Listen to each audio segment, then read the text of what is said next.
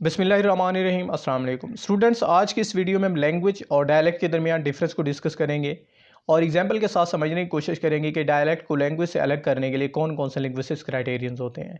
First of all, dialect क्या है? Dialect language की एक ऐसी डिस्टिंक्ट टाइप या वैरायटी है जो दूसरी वैरायटी से ग्रामर, वोकैबुलरी और प्रोनाउंसिएशन के अकॉर्डिंग डिफरेंट होती है।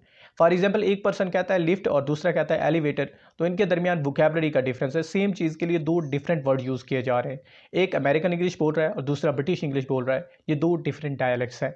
इसी तरह ग्रामर का भी डिफरेंस होता है। ब्रिटिशर्स ज़्यादातर शैल का इस्तेमाल करते हैं और अमेरिकन इंग्लिश के अंदर विल का ज़्यादा इस्तेमाल किया जाता है। इसी तरह अमेरिकन और ब्रिटिश इंग्लिश, जो इंग्लिश के दो डिफरेंट डायलेक्ट्स हैं, इनके दरमियान प्रोनाउंसिएशन का भी डिफरेंस होता है।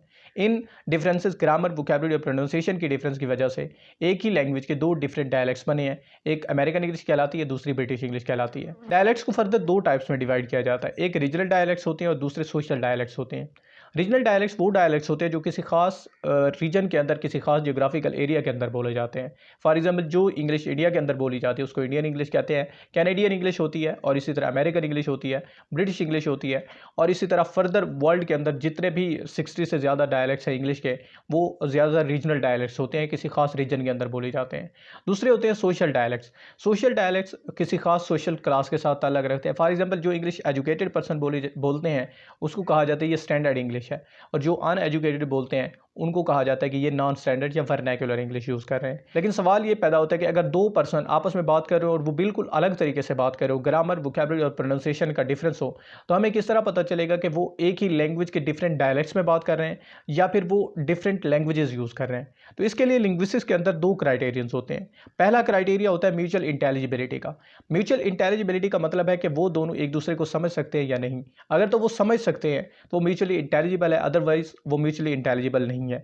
अब इसको अप्लाई इस तरह करते हैं कि अगर दो स्पीकर जो है वो बात कर रहे हैं डिफरेंट तरीके से, तो दो पॉसिबिलिटीज़ हैं। पहली पॉसिबिलिटी ये है कि वो एक दूसरे को नहीं समझ सकते, they are not able to understand each other. इसका मतलब ये है कि वो दो डिफरेंट लैंग्वेजेस यूज़ कर रहे हैं। एक चाइनीज़ यूज़ कर रहा है और दूसरा उर्दू यूज़ कर रहा है, तो वो एक दूसरे को बिल्कुल नहीं समझ सकते।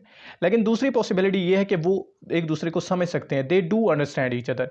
इसका मतलब ये है कि वो एक ही लैंग्वेज के दो डिफरेंट डायलेक्ट्स यूज़ कर रहे हैं। एक अमेरिकन इंग्लिश यूज़ कर रहे हैं और दूसरा इंडियन इंग्लिश यूज़ कर रहे हैं। तो पहला क्राइटेरिया म्यूचुअल इंटेलिजिबिलिटी का होता है। अगर तो वो समझ सकते हैं तो वो एक ही लैंग्वेज बोल रहे हैं, और अगर नहीं समझ सकते वो डिफरेंट लैंग्वेजेस बोल रहे हैं।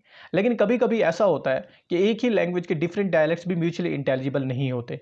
फॉर एग्जाम्पल, चाइनीज़ के दो डायलेक्ट्स हैं, कैंटोनीज़ और मंडारिन। ये एक दूसरे से बिल्कुल अलग हैं। एक चाइनीज़ कैंटोनीज़ बोल रहा है और दूसरा मंडारिन बोल रहा है, तो वो एक दूसरे को नहीं समझ सकते। इसलिए ये क्राइटेरिया भी खास तौर पर कभी कभी अप्लाई नहीं होता, ये प्रॉब्लमेटिक है। तो इसको सॉल्व करने के लिए जो है लिंग्विस्ट एक और चीज़ इंट्रोड्यूस करवाते हैं जिसे कहते हैं सेम रिटन फॉर्म। उससे पहले मैं आपको बताऊं कभी कभी डायलेक्ट्स म्यूचुअली इंटेलिजिबल क्यों नहीं रहते। एक डायलेक्ट किसी खास हद तक बोला जाता है। फॉर एग्जाम्पल, ए का डायलेक्ट एक खास हद तक बोला जाता है, फिर बी डायलेक्ट शुरू होता है, फिर सी डायलेक्ट और फिर डी डायलेक्ट। ए और बी खास हद तक एक दूसरे के साथ इंटेलिजिबल होते हैं, समझे जा सकते हैं। फिर खास हद के बाद बी और सी शुरू होते हैं। लेकिन जब हम एंड पे पहुंचते हैं, डी पे, आखिरी चेन पे, तो ए और डी आपस में म्यूचुअली इंटेलिजिबल नहीं रहते। इसको हम डायलेक्ट कॉन्टिन्यूम कहते हैं। खास कॉन्टिन्यूम तक डायलेक्ट समझे जा सकते हैं, आगे वो म्यूचुअली इंटेलिजिबल नहीं रहते। यही केस है कैंटोनीज़ और मंडारिन के साथ। खास हद तक बोले जाते हैं और ख़ास हद से आगे जो है वो एक दूसरे से अंडरस्टैंडेबल नहीं रहते।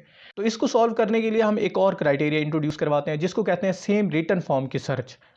हम देखेंगे कि अगर दो बोलने वाले डिफरेंट तरीके से बात कर रहे हैं तो हम उनको कहेंगे कि वो रिटन फॉर्म में लिख के दिखाएं।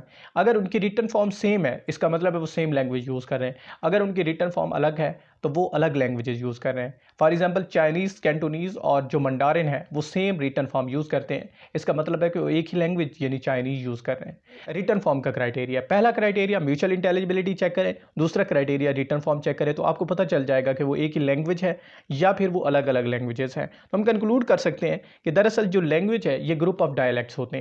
किसी लैंग्वेज को बोलना दरअसल उसके डायलेक्ट को बोलना होता है। कोई भी लैंग्वेज हो उसके डायलेक्ट होते हैं। हर लैंग्वेज के अंदर डायलेक्ट होते हैं और बोलने वाला किसी न किसी डायलेक्ट को यूज़ करता है।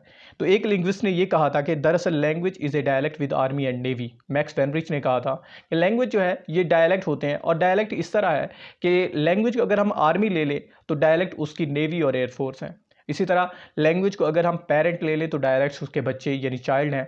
उसके साथ ही अगर लैंग्वेज जो है वो वफाकी हुकूमत है तो डायलेक्ट जो है वो उसकी प्रोविंसेस है, प्रोविजनल गवर्नमेंट्स है। तो इसका मतलब ये है कि दरअसल लैंग्वेज एक ब्रॉडर टर्म है और एक बड़ा अम्ब्रेला है, उसके नीचे डिफरेंट डायलेक्ट्स खड़े हैं और डिफरेंट डायलेक्ट्स दरअसल उस लैंग्वेज को बनाते हैं, उस लैंग्वेज का एक बिल्डिंग ब्लॉक्स हैं। तो आई होप ये कॉन्सेप्ट आपको समझ आया होगा। अगर समझ आया तो please like this video, and अगर आपका कोई क्वेश्चन है तो आप कमेंट सेक्शन में पूछ सकते हैं। Thank you so much.